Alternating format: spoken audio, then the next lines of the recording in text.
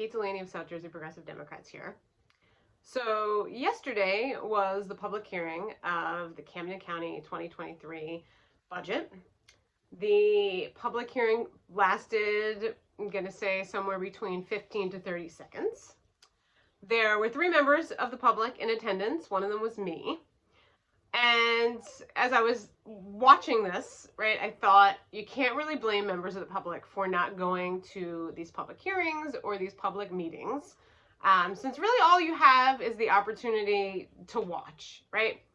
So as I've shared before, the Camden County Commissioners meet at noon in the middle of a workday. In order to attend in public, you have to drive into Camden City, you have to pay to park, you have to be screened by security in order to go upstairs to this public meeting. Some people attend on Zoom, but again, very sparsely.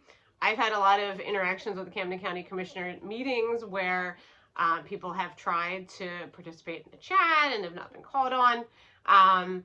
So again, I was thinking about what a crisis of participation we have in terms of going to local government meetings and really being heard, right? And unfortunately, I think going to local government meetings teaches you to not participate, right? If you go more than once, right, you're sort of like added to a list, attended to consecutive meetings.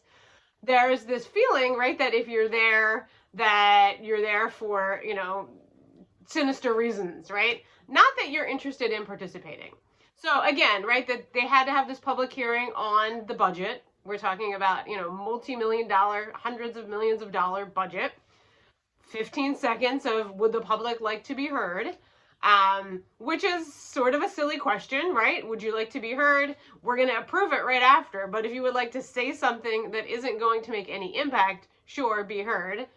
And then after that, there was maybe like 5 to 8 minutes of discussion of the budget, but that's kind of generous to call it discussion of the budget. There was no real discussion of the budget in any depth. It was mostly the commissioners congratulating each other for completing the budget.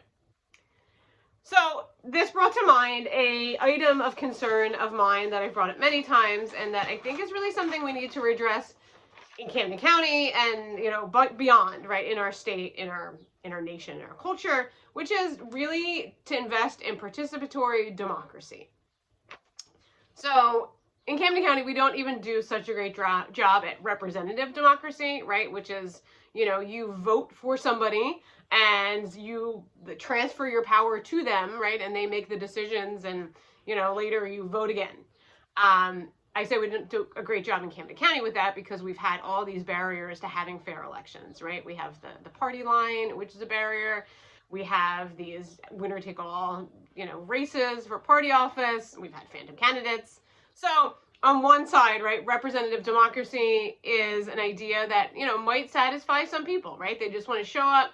They want to vote for somebody, again, transferring their power to that person. And then come election time, they'll do it again. However, I think a lot of people are interested in this idea of participatory democracy. And I think if we want a better democracy, we need to invest in that, right? So this means people really having an opportunity to be heard, right? So again, going back to the budget hearing, this public portion, right? So, they're required to do this. They have to check a box that says, we had a public hearing, right? We introduced the budget. We said, anyone want to be heard? There was no one in attendance or 3 people, right? And the people that have been in attendance know how this works, right? So participatory democracy, right, was not successful there. It was not in that process.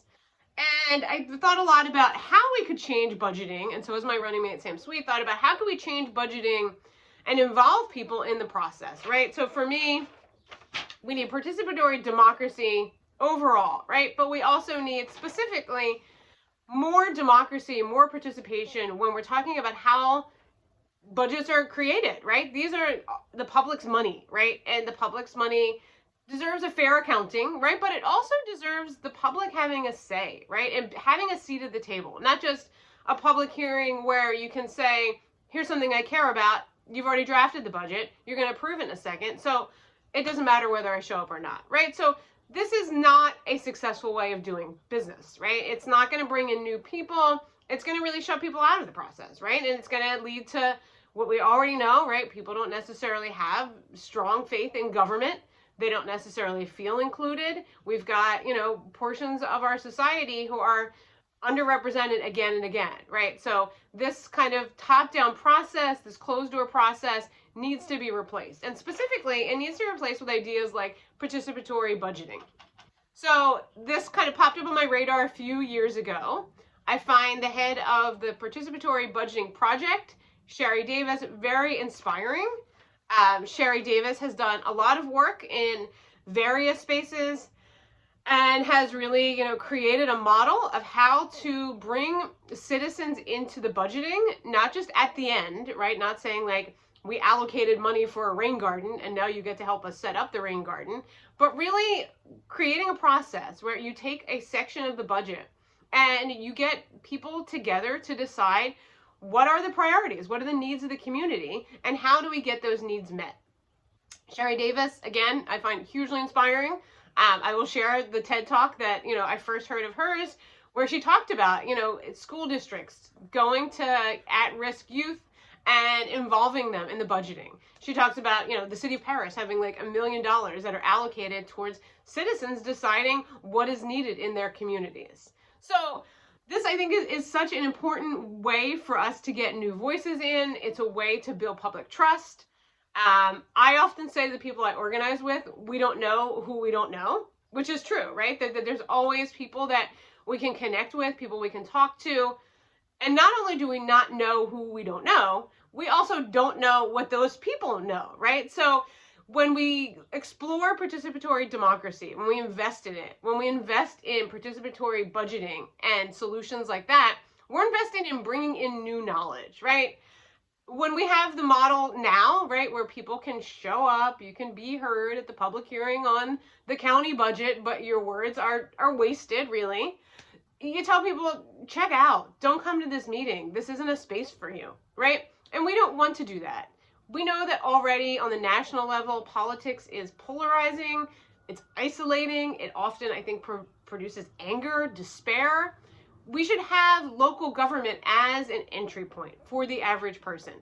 Maybe they don't want to run for government, right? But they want to participate in it. They want to have a say. We know that people care about their communities and they can identify needs, right? People on the ground can identify needs in their community. So my main reflection from going to that budget hearing, I do go to the budget hearings, I go to the meetings, though I find them to be conducted in a way that, again, creates this wide chasm between power holders and citizens. My main reflection, again, is we need participatory democracy here in Camden County. A great way to do it is to get participatory budgeting baked into the process. This would help people ID what they care about. We know people care about, like me, care about environmentalism and sustainability. People care about what are we doing about, unhoused people? What's the budget look like for that? What's the budget for policing? So we can find ways to get people to sit down at the table and talk about the pieces of the budget they care about. And we will bring new talent, new voices. We will really have an equitable model. So this is something that I care deeply about. And, this is a value that I would bring to the commissioner board. So again, I encourage you to vote column 1 on June 6th to build a better party and to build a better democracy and to build a better county that really involves people in the process. Thank you.